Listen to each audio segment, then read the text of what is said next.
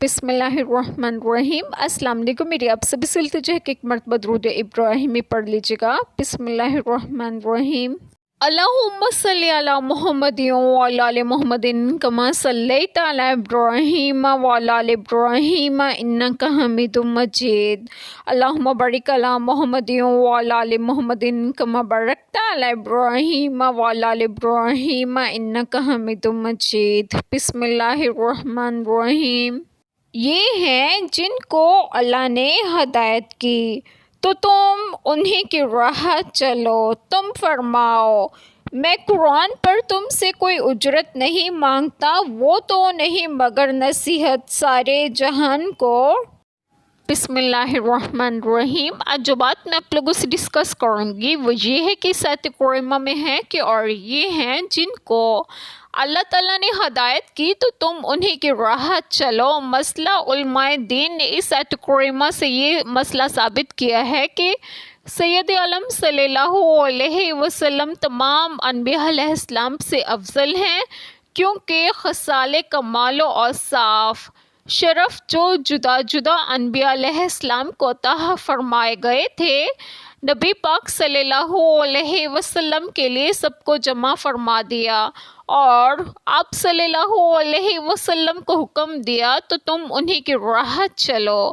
تو جب آپ صلی اللہ علیہ وسلم تمام انبیاء علیہ السلام کے اوصاف کمالیہ کے جامع ہیں تو بے شک سب سے افضل ہوئے۔ اس آیت کریمہ میں نبی پاک صلی اللہ علیہ وسلم کو خطاب کر کے کہا جا رہا ہے کہ آپ صلی اللہ علیہ وسلم مذکورہ بالا انبیاء علیہ السلام کی اقتداء کریں، کیونکہ اللہ تعالیٰ نے انہیں ایمان باللہ، توحید، خالص اخلاق کی حمیدہ اور اللہ تعالیٰ کو راضی کرنے والے اعمال کی توفیق عطا فرمائی تھی۔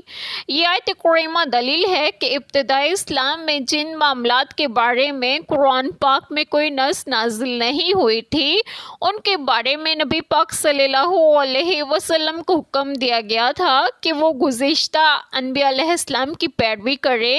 اس کے بعد آپ صلی اللہ علیہ وسلم کو حکم دیا گیا کہ آپ صلی اللہ علیہ وسلم کفار قریش سے کہہ دیجئے کہ میں تم لوگوں سے قرآن کریم کی تعلیم پر کوئی اجرت نہیں مانگتا، کیونکہ یہ تو رہتی دنیا تک تمام جہانوں کے لیے اللہ تعالیٰ کی طرف سے نصیحت کا خزانہ ہے۔ مجاہد رحمۃ اللہ بیان کرتے ہیں کہ انہوں نے عبداللہ بن عباس رضی اللہ عنہما سے پوچھا کیا سورۃ صاد میں سجدہ ہے؟ تو انہوں نے فرمایا ہاں۔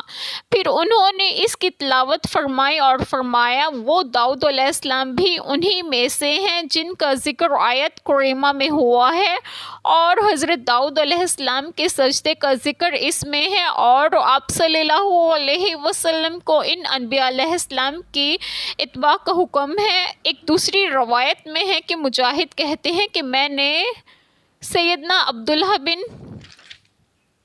عباس رضی اللہ عنہما سے آیت کریمہ کی تفسیر کے بارے میں پوچھا تو انہوں نے فرمایا تمہارے نبی پاک صلی اللہ علیہ وسلم بھی ان لوگوں میں سے ہیں جن کو ان انبیاء علیہ السلام کی اقتداء کرنے کا حکم دیا گیا ہے۔